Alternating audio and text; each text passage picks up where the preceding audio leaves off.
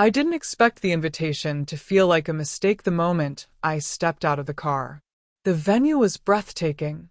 Glass walls glowing under soft golden lights, a string quartet playing somewhere inside, and a long red carpet leading guests toward the entrance like this was some kind of celebrity gala instead of a child's birthday party. My hands tightened around the small gift box I had wrapped the night before, carefully choosing paper with tiny silver stars. It was for my grandson. Leo was turning 6, and I almost didn't come. I stood there for a moment, watching people walk in. Elegant women in designer dresses, men in tailored suits, children dressed like miniature versions of their parents. Everyone looked like they belonged. Everyone looked polished. Unlike me. I glanced down at my outfit. It was simple. Clean. Neat. But simple. The kind of outfit that didn't scream wealth or status, just practicality. I took a breath. I'm his grandmother. I whispered to myself. I belong here. So I walked in. The moment I stepped through the doors, I felt it. The shift in the air. Conversation softened. A few glances lingered a little too long. Not openly rude, but enough to make you aware. I ignored it. My eyes searched the room until I found him. Lang. He was laughing, running in circles with a group of kids, wearing a tiny astronaut costume. My heart melted instantly. That's my boy, I whispered. I started walking toward him, and then I heard her voice. Sharp, controlled, cold. Mia. I stopped. Of course, she saw me first. Clara. My daughter-in-law. She stood near the entrance, flawless as always. Her dress was something straight out of a luxury magazine, her hair perfectly styled, not a strand out of place. Even her smile, if you could call it that, looked curated. "What are you doing here?" she asked, her tone quiet but cutting. I blinked. I came for Leo's birthday. Her eyes flicked to the gift in my hands. You shouldn't have. Something in the way she said it made my stomach tighten. I was invited, I said carefully. Her lips curved slightly, not into a smile, but into something sharper. I don't remember sending you one. For a second, I thought I misheard her. I got a message, I replied. From Daniel. My son. She exhaled softly, like she was already tired of this conversation. That was before we finalized the guest list. Guest list. For a 6-year-old. I swallowed. Clara, I'm his grandmother. And this, she gestured around the room, is a very specific environment. There it was again. That wordless implication. You don't belong. I felt heat rise to my face, but I held my ground. I just want to give him his gift. Say happy birthday. Then I'll leave if that makes you more comfortable. She studied me for a moment. Then she did something I didn't expect. She turned slightly and signaled to one of the security staff near the door. My heart dropped. No, I said quickly. That's not necessary. Actually, she interrupted smoothly, it is. The guard approached, looking uncertain. Ma'am, he said gently, is everything all right? Clara didn't even look at him. This woman isn't on the guest list. The words hit harder than I expected. This is a misunderstanding, I said quickly. I'm Leo's grandmother. The guard hesitated. Clara finally looked at me again, and this time there was no mask, just pure dismissal. You're making a scene, Mia. I'm not. Please, she said softly, but her eyes were cold. Don't embarrass yourself. Embarrass. My chest tightened. Around us, people were watching now. Not openly, but enough. Enough whispers. Enough curiosity. I caught a glimpse of Daniel across the room. My son. He was talking to a group of men, laughing. He hadn't noticed. Or maybe he had, and chose not to. That hurt more than anything Clara could say. I just want to see him, I whispered. Clara tilted her head slightly. For what? so you can remind everyone where we came from." I froze. "That's not fair." "No," she said quietly. "What's not fair is building a life and having it constantly pulled backward." Pulled backward. By me. I didn't realize my hands were shaking until the gift crinkled slightly under my grip. "Please," I said again. For a moment I thought just maybe she would let it go. But then she sighed. And that was it. The decision was made. The guard stepped closer. Mom. "I'm going to have to ask you to leave." Everything inside me went still. I looked past him, toward Leo. He was still laughing, still running, still completely unaware. I forced a smile. "Can you at least give him this?" I asked, holding out the gift. Clara didn't even hesitate. "Leave it by the table." I knew what that meant. It wouldn't reach him. I nodded anyway, because what else could I do? The guard escorted me out, not roughly, not aggressively, but firmly enough that there was no room for argument. As I stepped outside, the music faded behind me. The door closed, and just like that, I was erased. I stood there in the cold night air, staring at the reflection of the building in the glass doors. Inside, everything was warm, bright, alive. Outside, It was just me. I walked to my car slowly, sat inside, and for a long time, I didn't move. My hands rested on the steering wheel, still trembling. I replayed every second, every word, every look. Then something shifted. Not sadness, not even anger. Something quieter, colder. Because Clara was right about one thing. This wasn't just about a birthday. This was about status, about power, about who belonged and who didn't. And the irony? She had no idea who she had just thrown out. I looked at my reflection in the rearview mirror. Simple clothes. Tired eyes. Nothing impressive. Nothing threatening. Nothing powerful. At least, that's what she thought. I started the engine. And for the first time in years, a single, clear thought formed in my mind. Maybe it's time they learn the truth. The next morning, I woke up before sunrise, not because I had to, but because sleep no longer held me. The events of the previous night replayed in my mind with uncomfortable clarity. The look on Clara's face, the quiet compliance of the security guard, the absence of my son. I sat at my kitchen table with a cup of coffee growing cold between my hands, staring at nothing in particular, while everything inside me shifted. It wasn't just pain anymore. It was perspective. For years, I had chosen silence, invisibility, patience. I told myself it was for Daniel, for his independence, for his dignity. I convinced myself that love sometimes meant staying in the background. But what I saw last night wasn't independence, it was distance. And distance, left unchecked, turns into disregard. My house was small. Always had been. 2 bedrooms, a narrow hallway, furniture I'd kept longer than most people would consider reasonable. But everything in it had a story. The worn dining table where Daniel used to do his homework. The couch where we spent winters wrapped in blankets, watching old movies. The chipped mug I still used every morning, the one he gave me when he was 10, bought with coins he had saved. I ran my fingers along its handle and smiled faintly. Back then, we had nothing. But we had each other. And that had been enough. After Daniel's father died, everything changed overnight. One day I was a wife who managed a home. The next I was a woman trying to survive with no experience, no savings, and a child depending entirely on me. I remember standing in the kitchen that first week, bills spread across the table, realizing I didn't even know how to access half the accounts. It was terrifying. But fear has a way of sharpening you. I took the first job I could find, cleaning offices at night. Daniel would stay with a neighbor, and I would work from dusk until dawn, scrubbing floors, wiping desks, emptying trash bins in buildings that seemed to belong to another world. A world I wasn't part of. Not yet.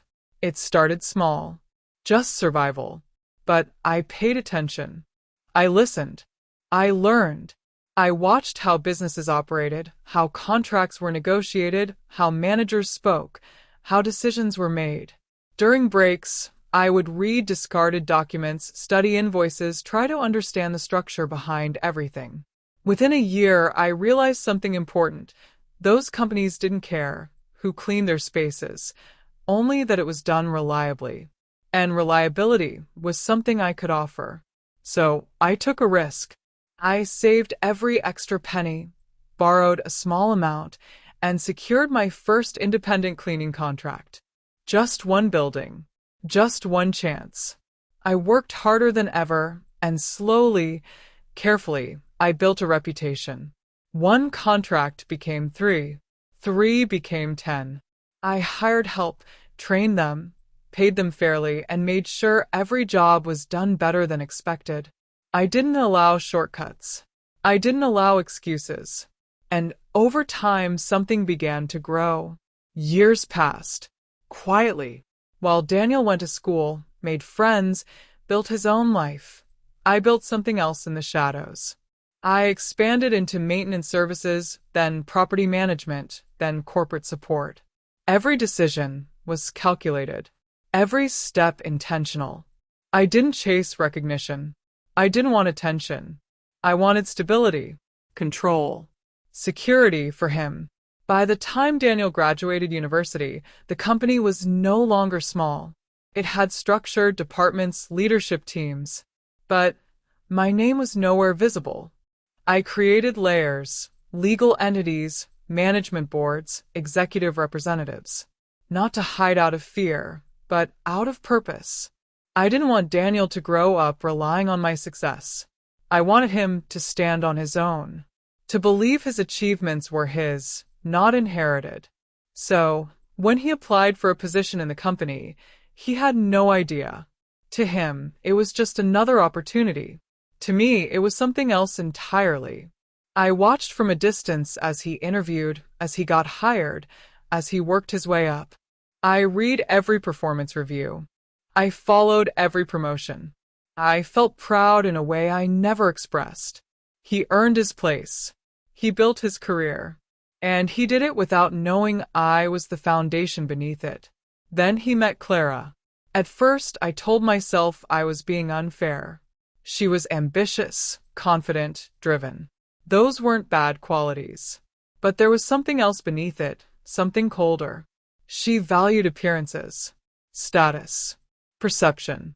And slowly, almost imperceptibly, things began to change.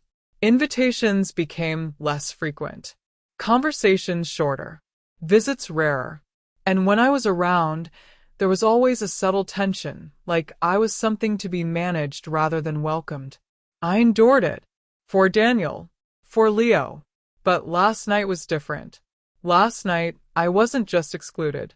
I was removed. And that changes things.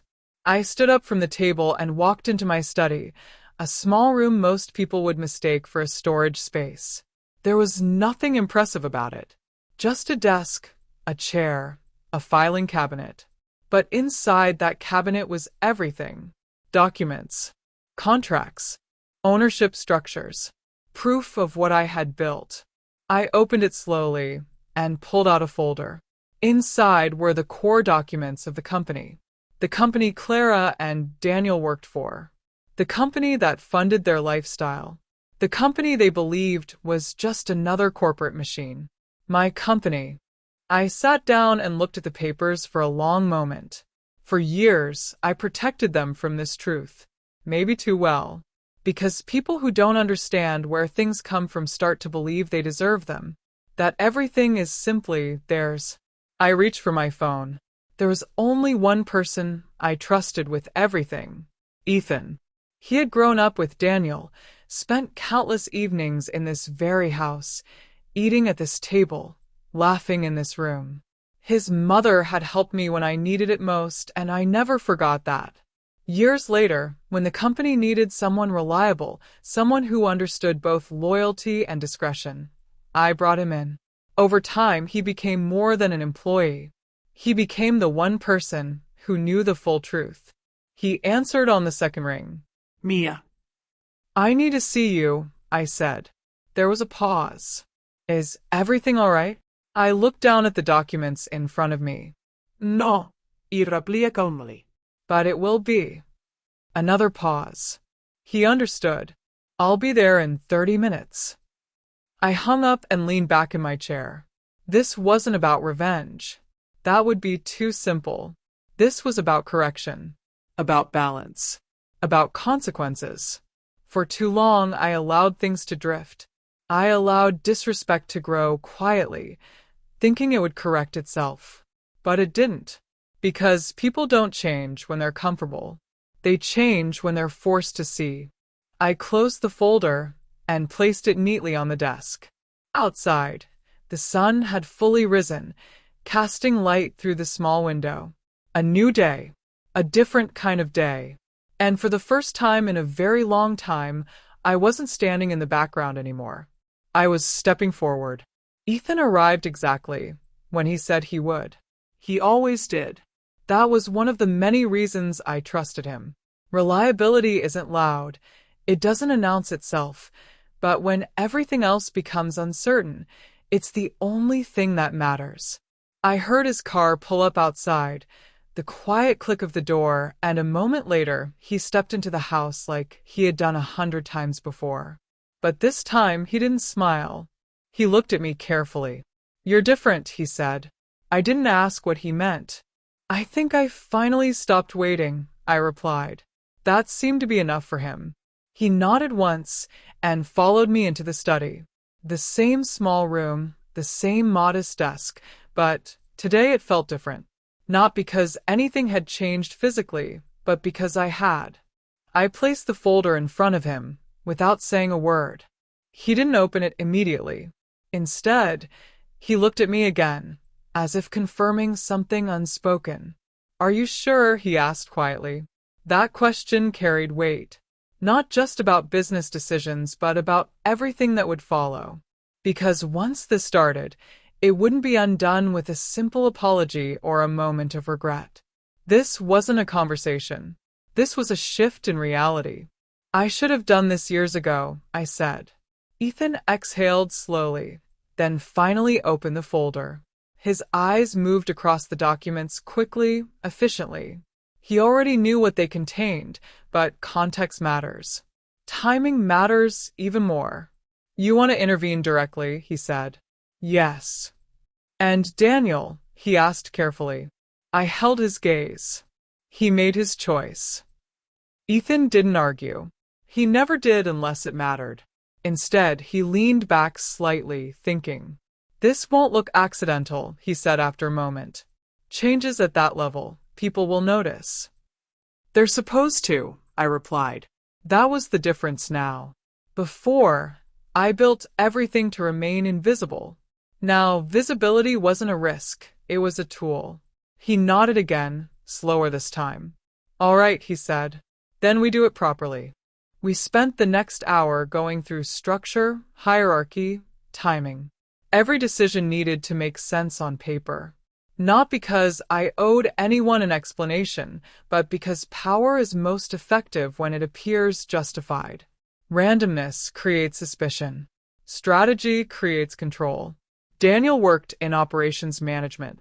Mid-level, but stable. Respected. Clara was in corporate communications, higher visibility, more influence. Together, they had built a life that relied heavily on consistency. Income. Status. Routine. All of which could be adjusted. Not removed, Ethan clarified, as if reading my thoughts. Not removed, I confirmed. Destruction wasn't the goal. Understanding was. There's a restructuring plan we can activate, he continued. It's been sitting and used for over a year. Efficiency optimization, departmental realignment. It would allow us to reposition staff without raising immediate red flags. Good, I said. He looked at me more closely. You're very calm. I almost smiled. I'm very clear. That seemed to unsettle him more than anger would have. We finalized the framework by late morning. The execution would be clean, quiet, official, no emotion attached, at least not on paper. But reality doesn't exist on paper. Reality happens when people open emails, when titles disappear, when salaries change, when identity cracks. Ethan stood to leave, but paused at the door. Once this starts, he said, they'll try to find out who made the decision. They won't, I replied. You underestimate how desperate people can get when their world shifts, he said. I met his eyes. No, I said softly. I understand exactly how desperate people can get, because I had been there. He didn't respond to that, just nodded and left. The house felt quiet again, but not empty. There was movement now, direction. I cleaned the kitchen slowly, almost automatically, my mind already ahead of the day. Somewhere across the city, Daniel and Clara were waking up, getting ready for work, stepping into a routine they believed was stable, predictable. They had no idea. And for a moment, just a moment, I wondered if I should call him, warn him, give him a chance to ask questions before everything changed. But then I remembered standing outside that building, holding a gift that would never reach my grandson. And I let the thought go. By the afternoon, everything was in motion. Internal memos drafted. Department heads notified. Legal approval processed. No one questioned it, because from the outside it looked like business. That's the beauty of structure. When it's built correctly, it protects every decision inside it. The next morning, I didn't go to the office. I stayed home, not out of hesitation, but intention. I wanted distance, not from the decision, from the reaction. At exactly 9 a.m., the notifications were sent. I didn't need to see them to know what they said. Position changes, department transfers, salary adjustments, effective immediately. I imagined the moment Daniel opened his email, the pause, the confusion, the rereading of lines that didn't make sense the first time. I imagined Clara's reaction too, but hers would be different. Daniel would question. Clara would resist. And resistance always reveals more than compliance. My phone stayed silent for the first 30 minutes. Then it started. One missed call. Then another. Then messages. I didn't check them immediately. Instead, I poured myself another cup of coffee and sat by the window. Outside, everything looked the same. People walking. Cars passing. Life continuing without interruption. But somewhere inside that massive building across the city, something had shifted. At 9:47, my phone rang again. Daniel. I watched the screen for a few seconds before answering. Mom, his voice came through, tight, controlled. Yes, something's wrong. I didn't respond. They changed my position, he continued. No warning. No explanation. It doesn't make sense. I see, I said calmly. And Clara, same thing. Different department. Lower level. This has to be a mistake. Mistake. Such a comforting word. I'm sure there's a reason, I replied. There was silence on the line. You don't understand, he said. This affects everything. Our income, our plans. I understand more than you think, I said quietly. Another pause. Do you know someone there? He asked suddenly. Someone who can help us figure this out? I looked out the window again. I might, I said. Can you talk to them? He asked quickly. Just find out what's going on? I let the question hang. I'll see what I can do, I said. It wasn't a lie, just not the truth he expected. We ended the call shortly after. I placed the phone down gently and sat there for a long time. This was only the beginning, not of punishment, of clarity, because for the first time in years, they were about to experience something unfamiliar. Uncertainty. And uncertainty forces people to look at things they've been avoiding. The question wasn't whether they would struggle. They would. The real question was, what would they become because of it? The first week after the changes passed faster than I expected, but not for them. I could feel it even without being there. The shift, the tension, the quiet ripple moving through the company. People talk. They always do. And when something unusual happens, especially to people like Daniel and Clara, it doesn't stay quiet for long. By the third day, I had already heard enough through internal reports and casual updates from Ethan to understand exactly how things were unfolding. Daniel had tried to remain composed at first. That was always his instinct: analyze, rationalize, fix. He requested meetings, asked for clarification, reviewed internal policies, as if there had to be a logical explanation hidden somewhere between the lines. But logic only works when the system is meant to comfort you. This system wasn't built for comfort. It was built for reality. Clara, on the other hand, reacted exactly as I expected. She didn't question quietly. She challenged openly. She confronted supervisors, questioned authority, implied mistakes, even hinted at discrimination. Not loudly enough to create a formal incident, but enough to make people uncomfortable. Enough to remind everyone that she wasn't used to being on the receiving end of decisions. And that was the key difference between them. Daniel was trying to understand the situation. Clara was trying to reverse it. By the end of the week, the truth had settled in. Nothing was being reversed. I drove past the office building that Friday afternoon, something I hadn't done in months. The structure stood exactly as it always had, tall, reflective, untouchable. Employees moved in and out, carrying laptops, coffee cups, conversations. From the outside, it looked like nothing had changed. But I knew better. Change doesn't always show on the surface. Sometimes it works its way inward first, quietly reshaping everything from the inside out. Ethan called me later that evening. "They're feeling it now," he said without introduction. "How bad?" I asked. He paused for a moment. "Daniel is exhausted," he said. "He's trying to keep up with the physical demands. It's not what he's used to anymore. He's slower, careful, but it's wearing him down." I closed my eyes briefly. I could picture it too clearly. His hands, once soft from years behind a desk, now adjusting to real labor again. The kind of work that doesn't ask what your title used to be. "And Clara?" I asked. There was a slight shift in Ethan's tone. "She had to clean executive offices yesterday," he said. "People she used to manage meetings for, they walked past her like she didn't exist." I didn't respond immediately. That wasn't cruelty. That was hierarchy.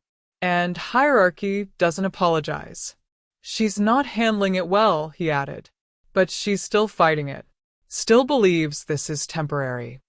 "Of course she does," I said quietly. "Because people like Clara don't lose status easily. Not internally. Even when reality shifts, identity resists. It clings to what used to be, convincing itself that this is just a phase, a mistake, something that will correct itself. But this wasn't a phase. This was a mirror. What about their external options?" I asked. Ethan exhaled softly. "They're trying," he said. "Interviews, applications, connections, but nothing is moving forward." I nodded slowly. Even though he couldn't see me, that part had been adjusted. Not aggressively. Not visibly. Just enough. Opportunities delayed. Responses slowed. Decisions postponed. Nothing that could be traced, but enough to create friction. Because pressure reveals truth faster than comfort ever could. That night, I found myself thinking about Leo again. I hadn't seen him since the party. Not properly. Not close. I wondered what he was noticing, what he was feeling. Children understand more than people think. They don't always have the words for it, but they feel shifts in tone, in energy, in routine. They notice when their parents are quieter, when tension fills a room, when something isn't right. And that thought, That was the only part of all this that unsettled me. Because none of this was meant for him. The following Monday, something changed. Ethan didn't call. Instead, he showed up. That alone told me this wasn't routine. I let him in, and this time, he didn't wait to sit down. "They're asking questions," he said. "About what?" I asked calmly. "About ownership." That made me pause. "Daniel started digging," he continued. "Background, structure, history of the company. He's connecting timelines." I didn't speak. "And Clara?" I asked. "She thinks it's personal," he said. "She's convinced someone targeted them specifically. She just doesn't know who." I almost smiled. For once, she was right. Ethan studied my expression. "Are you ready for them to figure it out?" he asked. I leaned back slightly. "No," I said. "But I'm not stopping them either. Because understanding forced is fragile. Understanding discovered stays." He nodded slowly. "There's something else," he added. I waited. "They're moving." That caught my attention. "Already?" "They can't afford the apartment anymore," he said. "Lease is too high for their current salaries. They're looking at smaller places across town." I looked down at my hands. That part wasn't calculated. It was inevitable. But inevitability doesn't make it easier to hear. "Daniel seemed different today," Ethan continued. "Quieter. Not angry. Just thinking." "And Clara?" "Still angry," he said. "But there's something else now. Confusion." That was new. And important. Because confusion is the first step toward doubt. And doubt is where change begins. After Ethan left, I sat alone for a long time. The house felt quieter than usual. Not empty. Just reflective. Everything was unfolding exactly as expected. Step by step. Reaction by reaction. But something inside me was shifting too. Not regret, but awareness. Because control is a strange thing. When you finally take it, you realize it doesn't just change others. It changes you. I stood up and walked to the window. The sky was turning gray again, clouds rolling in slowly. Another change coming. And for the first time since this began, I asked myself a question I hadn't allowed before. When they finally understand, what happens next? Because consequences can teach, but they can also break. And the line between those two things is thinner than most people realize. By the second month, everything had settled into a rhythm that looked stable from the outside, but felt anything but stable underneath. That's the nature of disruption. It doesn't always explode. Sometimes it slowly reshapes everything until the old reality becomes unrecognizable. Daniel and Clara were still going to work every day, still completing their tasks, still functioning. But the life they had built around those roles was unraveling piece by piece, and there was no quick solution, no easy recovery, no one to blame. At least, not someone they could see.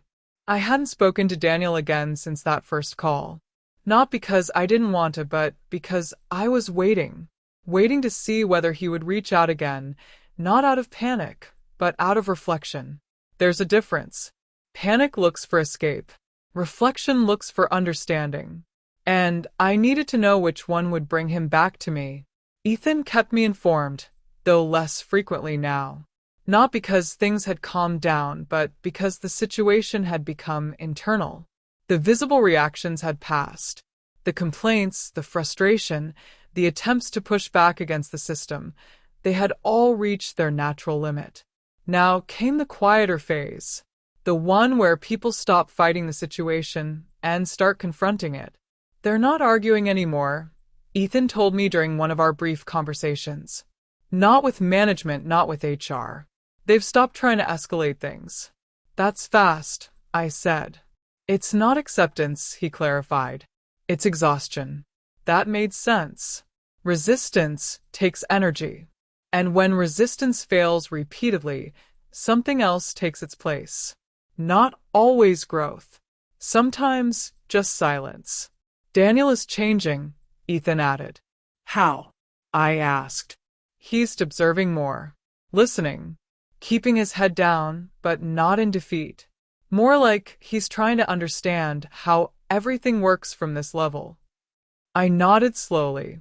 That was who he used to be, before status became part of his identity. And Clara? I asked. Ethan paused. She's still holding on, he said, but it's slipping. That was the first real shift, because Clara had always been certain. Certain of her position, her value, her place in the world. And certainty, when shaken, doesn't disappear immediately. It cracks first. What do you mean? I asked. She had an interview yesterday, he said. A good one. Strong company, strong offer potential. Everything looked promising. And asked, already knowing there was more. They stopped responding this morning. I closed my eyes briefly. Pattern recognition is a powerful thing. How did she take it? I asked. At first, anger. Then confusion. Now something else. Fear. I suggested quietly. Ethan didn't answer immediately. Yes, he said finally. That word stayed with me long after the call ended. Because fear changes people faster than failure ever could. Later that evening, I found myself driving again. Not toward the office this time, but toward the part of the city where they were now living. Smaller streets. Older buildings. No dormen. No polished entrances. Just normal life. Unfiltered. Uncurated, real. I didn't stop. I didn't need to. I just drove past slowly. Lights were on in most of the apartments. I imagined Daniel inside, maybe sitting at a small table, reviewing bills, calculating numbers that didn't add up the way they used to. I imagined Clara pacing, phone in hand, refreshing emails that wouldn't come. And Leo probably playing quietly, sensing something had changed but not understanding why. That thought stayed with me longer than anything else. Because children don't measure change in income or status. They measure it in atmosphere.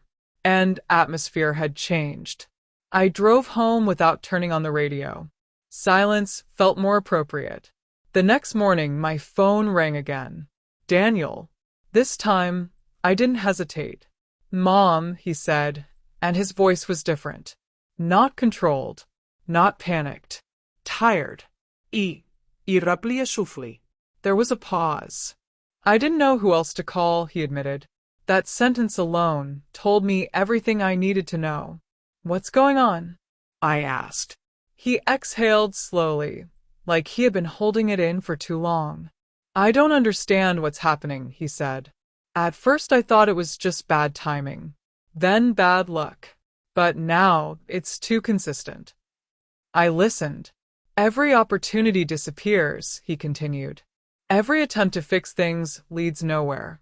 It's like something is blocking us. I said nothing, because sometimes silence allows truth to come forward on its own. Mom, he hesitated. Does that sound crazy? No, I said calmly.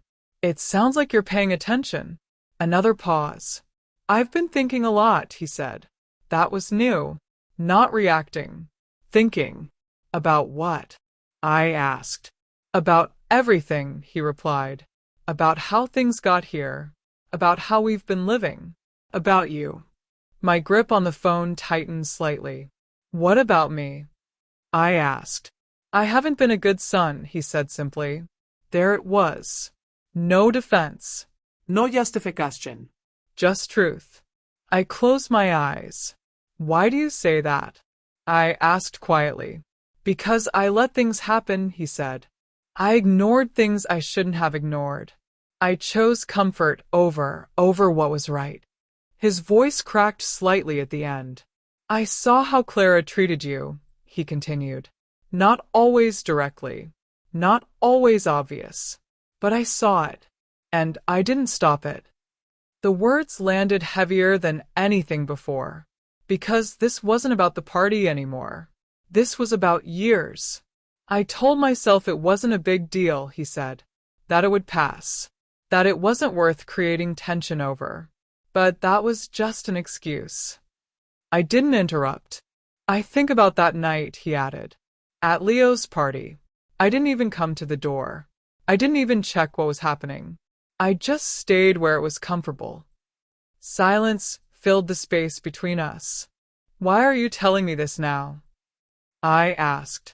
Because I don't think this situation is random anymore, he said slowly.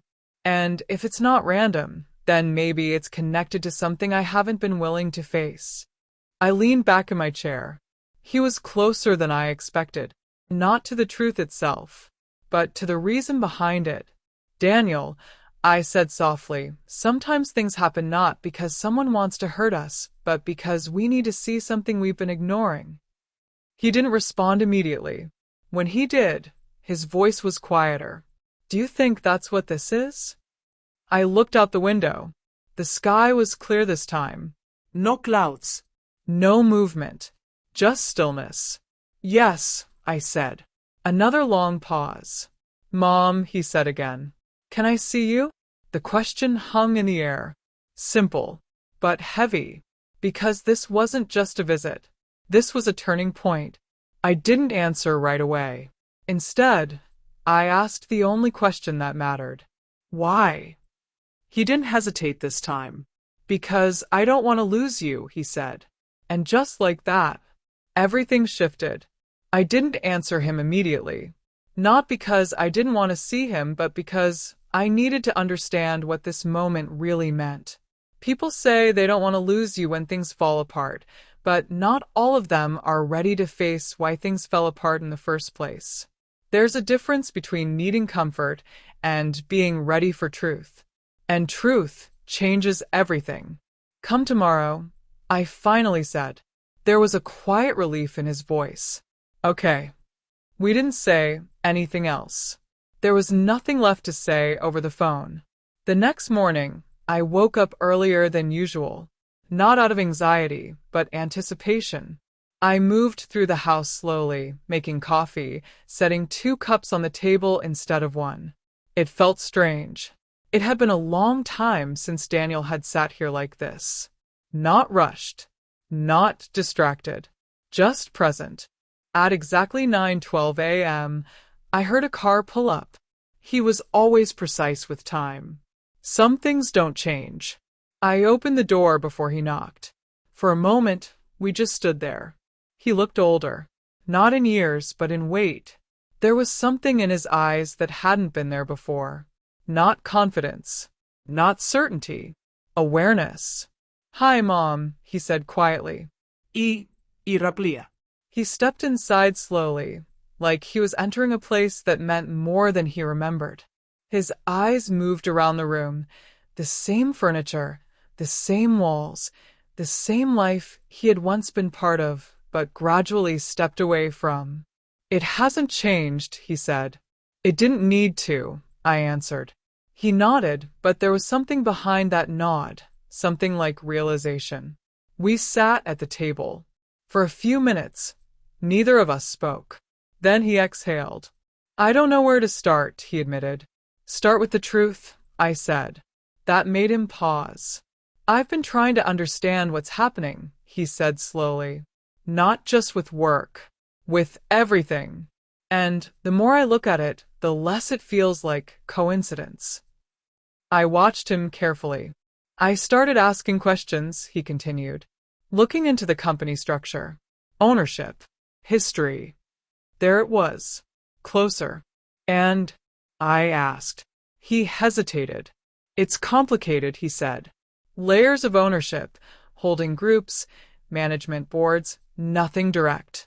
That's normal, I replied. Yes, he said.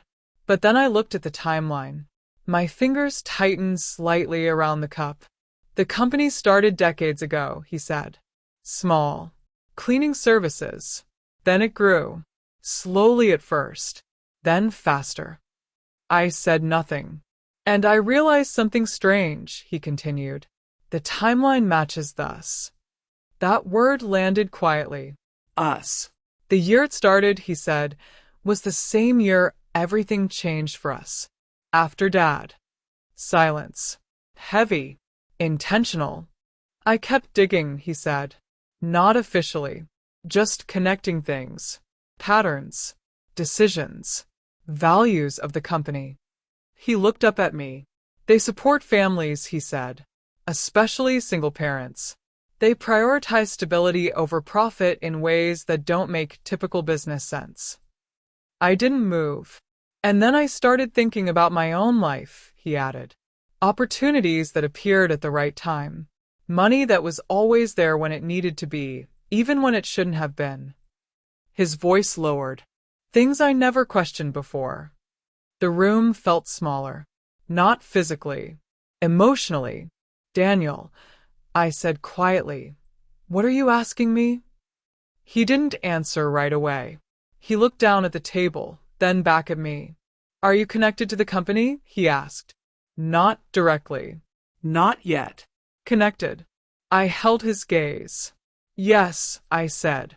That wasn't the full truth. But it was enough to move forward. He leaned back slightly, processing it. I thought so, he murmured.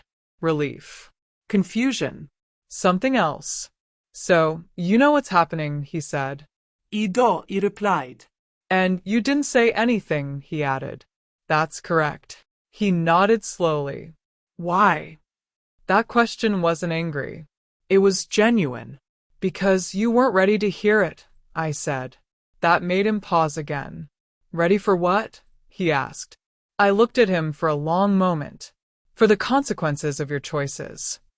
The words didn't come out harsh, but they landed that way anyway.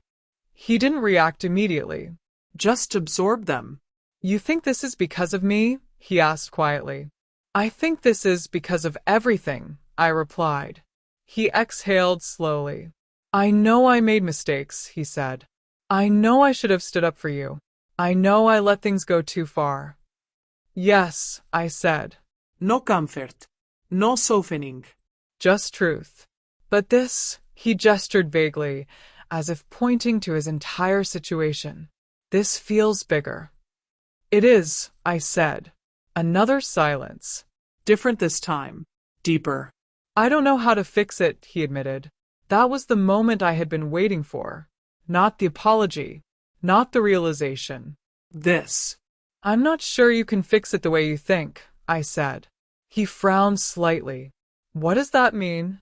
It means, I said calmly, that not everything is meant to go back to how it was. That landed harder than anything before. Because people don't just want solutions. They want restoration.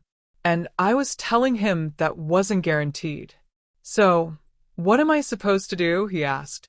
I leaned forward slightly. Understand, I said. Understand what? Who you became, I replied. And why? He looked down again. Longer this time. I became someone I didn't recognize, he said quietly. Yes, I said. And I didn't even see it happening. That's how it usually works. He let out a small, almost bitter laugh. That's not very reassuring. It's not meant to be, I said. He looked back at me. And you, he asked. Who did you become? That question caught me off guard. Not because I didn't have an answer, but because I hadn't needed to say it out loud before. I became someone who stopped waiting, I said. For what? For you to remember, I replied. That was the moment everything shifted. Not externally, internally. Because for the first time since he walked in, he understood that this wasn't just about his job, or money, or circumstances. This was about us. And us had been broken long before anything changed at work. He leaned back in his chair, rubbing his face slowly. I don't expect you to forgive me, he said. I'm not talking about forgiveness, I replied. Then what are we talking about? Responsibility, I said. He nodded. Slowly. I can take responsibility, he said. Can you? I asked. That stopped him again. Because saying it is easy. Living it isn't. I want to try, he said after a moment. That was honest. And honesty mattered more than certainty. I stood up and walked to the window. Outside, everything looked normal. just like before. But nothing was the same. I haven't told you everything, I said. He looked up. I know, he replied. And when I do, I continued, things will change again. How? He asked. I turned back to him. In a way you can't undo. Silence filled the room. But this time, it wasn't uncomfortable. It was inevitable. He nodded once. I'm ready, he said. I studied his face, and, for the first time in a long time, I believed him. But readiness and understanding are not the same thing. I watched him carefully after he said he was ready because people often think readiness is a feeling, something you decide in a moment. But real readiness isn't a decision, it's a consequence. It comes after pressure, after loss, after the quiet realization that there is no version of your life where you get to remain the same. Daniel believed he was ready, and maybe part of him was. But I also knew that what I was about to say would not just answer his questions, it would rearrange his understanding of everything he thought he knew about his life, his work, and me. I didn't rush it. Truth doesn't need speed. It needs weight. The company you work for, I said finally, my voice steady, isn't just something I'm connected to. He didn't interrupt. That company exists because I built it. There was no dramatic reaction at first. No sudden movement. No sharp inhale. Just stillness. The kind that happens when the mind hears something it cannot immediately process. Daniel blinked once, then again, as if his thoughts needed time to catch up with the words. What? He said quietly. I founded it. I continued. From nothing. Years ago. He stared at me. You mean you know the owner? No, I said calmly. I am the owner. That was when it hit him. Not all at once, but in layers. His posture changed first, then his expression. Confusion turned into disbelief. Disbelief into something deeper, something almost like fear, but not of me, of what that meant. No, he said under his breath, shaking his head slightly. That doesn't make sense. It does, I replied. You just haven't seen the full picture until now. He stood up slowly, pacing once across the small kitchen before turning back to me. All this time, he said, all these years I've been working there, and you never said anything? Yes. Why? His voice wasn't angry, it was strained. Why would you hide something like that? Because I didn't want her life to be shaped by my position, I said. I wanted you to build something on your own, to earn your place, to believe your success belonged to you. And it didn't, he asked. It did, I said firmly, but it existed within something I created. He ran a hand through his hair, pacing again, faster this time. This doesn't make sense, he repeated. The restructuring, the changes you're telling me that was. Yes, I said. He stopped, turned, looked at me in a way he never had before. You did that to us? The question wasn't just about the decision. It was about intention. Yes, I answered. Silence. Heavy. Sharp. Why? He asked, and this time there was emotion in it. Confusion, pain, disbelief all tangled together. I didn't raise my voice. I didn't soften it either. Because you stood there, I said, while your wife had me removed from your son's birthday party, like I was nothing. The words didn't echo. They settled. Deep. I didn't know, he started. You didn't ask, I corrected. That stopped him. You didn't come to the door. You didn't question what was happening. You didn't stop it. You didn't even check. He looked down, and for the first time since this conversation began, he had no response. For years, I continued. I accepted distance. I accepted discomfort. I accepted being pushed aside in small ways, because I told myself it was temporary, that you would notice, that you would remember. My voice stayed steady, but you didn't. He swallowed hard. I didn't realize it was that bad, he said quietly. That's the problem, I replied. You didn't realize. Silence again. Different this time.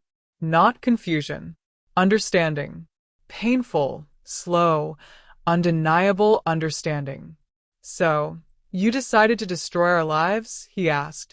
No, I said calmly. I decided to stop protecting them.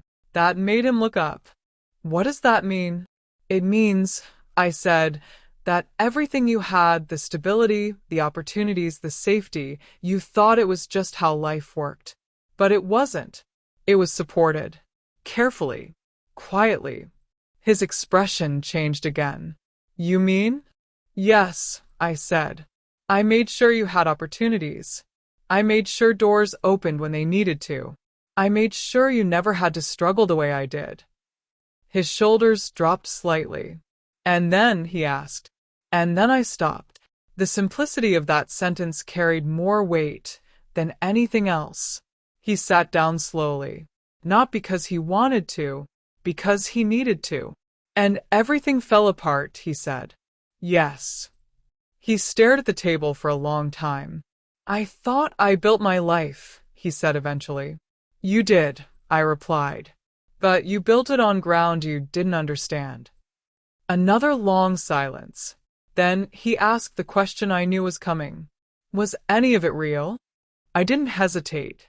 Yes. He looked up. Your work was real. Your effort was real. Your abilities are real. But your environment was guided. He nodded slowly, absorbing it. And Clara, he asked quietly. She benefited from the same environment, I said. Without knowing it, he let out a breath that sounded almost like a laugh, but without humor. She's not going to handle this well. No, I said. She won't. He rubbed his face again, slower this time. I don't even know how to feel right now, he admitted. That's normal, I said. This changes everything. Yes. Another pause. Do you regret it? He asked. That question lingered. Not because I didn't have an answer, but because the answer mattered. No, I said finally. He didn't react. Because for the first time, I continued. You're seeing clearly. He nodded slightly. I wish it didn't have to happen like this, he said. So do I replied. That was the truth. But truth doesn't erase necessity. He sat there quietly for a while longer, thinking, processing, adjusting to a reality that had just shifted beneath him completely. Then finally, what happens now? He asked. That question again. The one that always comes after truth. I looked at him carefully. That depends on what you do next. He met my eyes. And this time, there was no confusion left. Only responsibility. Daniel didn't answer my question right away, and that was the first sign he was finally understanding the weight of everything. Before, he would have tried to fix it immediately, to say the right words, to reach for a solution that could restore what he lost. But now he just sat there, quiet, thinking, not about how to undo the situation, but about what it meant. That difference mattered more than anything he could have said. I watched him carefully, noticing the shift not just in his expression, but in his posture, in the way he carried himself. The confidence that once came from certainty was gone, replaced by something steadier, something more grounded. It wasn't strength yet, not fully, but it was the beginning of it. I can't go back to who I was, he said finally. No, irreplía.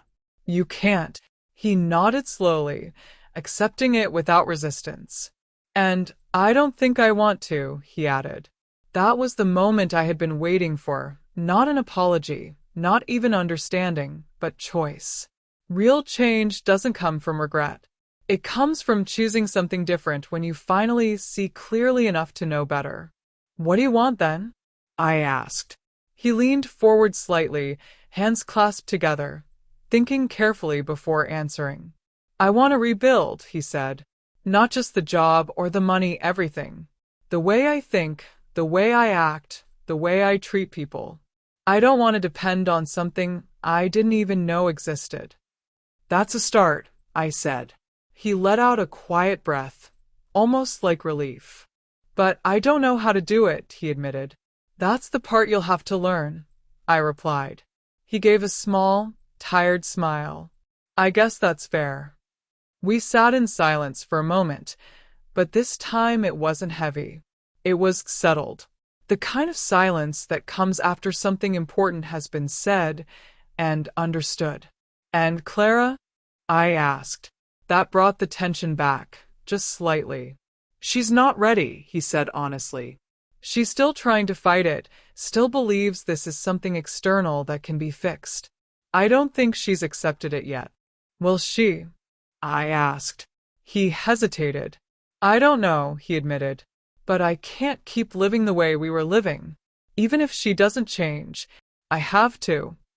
That answer told me everything I needed to know. Because for the first time, he wasn't defining himself through her expectations. He was choosing his own direction. That's what responsibility looks like, I said quietly. He nodded. We talked for a while longer, not about the company, not about positions or salaries, but about practical things. Where he would go from here, how he could rebuild in a way that was real this time. I didn't offer him shortcuts. I didn't offer him protection the way I had before. But I didn't close the door either. There's a difference between removing support and removing opportunity. One teaches, the other destroys. And I had no interest in destroying my own son. Before he left, he stood near the door for a moment, like he wasn't sure what to say. Can I come back? He asked. You don't need to ask that, I said. He nodded, and for the first time since he arrived, there was something lighter in his expression. Not happiness, but direction. After he left, the house felt different again. Not empty, never empty, but changed. Like something that had been unresolved for years had finally been brought into the open. I cleaned up the cups from the table, moved slowly through the rooms, and realized that for the first time in a long time, I wasn't carrying anger anymore. Not because what happened didn't matter, but because it had served its purpose. It revealed what needed to be seen. And once something is seen clearly, it doesn't need to be forced anymore. The next few weeks unfolded quietly, but steadily. Daniel didn't call every day, and I didn't expect him to. Growth doesn't happen in constant conversation, it happens in action, in small choices repeated over time. But when we did speak, I could hear the difference. He wasn't asking for solutions anymore. He was telling me what he was doing, how he was adjusting, how he was learning, how he was approaching work differently. He wasn't trying to escape his situation, he was working through it. Clara, from what I understood, was slower to change. Ethan mentioned that she still struggled with the loss of status, still held on to the idea that things should return to what they were. But even there, something was shifting. Not dramatically, not all at once, but enough to matter. Because even resistance weakens when reality stays consistent. About a month later, Daniel came by again. This time he didn't look lost. Tired, yes, but focused. He told me about the smaller place they had moved into, about how Leo was adjusting, about how different their life felt now. Not worse, he said, just clearer. Simpler. More real. He asked me why we moved, Daniel said at one point, a faint smile on his face. I didn't know what to tell him at first. What did you say? I asked. I told him we're learning how to live better, he replied. I nodded. That's not a bad answer. He looked at me for a moment, then added quietly, I told him about you too. That caught my attention. What did you say? That you're strong, he said. That you built something important. And that I forgot how much that mattered. There was no pride in his voice. Just honesty. And that meant more. A few weeks later, I saw Leo again. Not at a distance, not through a crowd, but properly. He ran up to me without hesitation, wrapping his arms around me like there had never been a gap at all. Children don't hold on to pride or status. They respond to presence, to care, to consistency. And in that moment, everything else faded. Daniel stood nearby, watching us, and I could see it in his face. He understood now what he had almost lost. Clara was there too, quieter than before, less certain, but not distant. She greeted me politely, carefully, like she was still learning how to be in this new dynamic. It wasn't perfect. It didn't need to be. Change isn't measured in perfection, it's measured in direction. As for the company, I didn't reverse everything.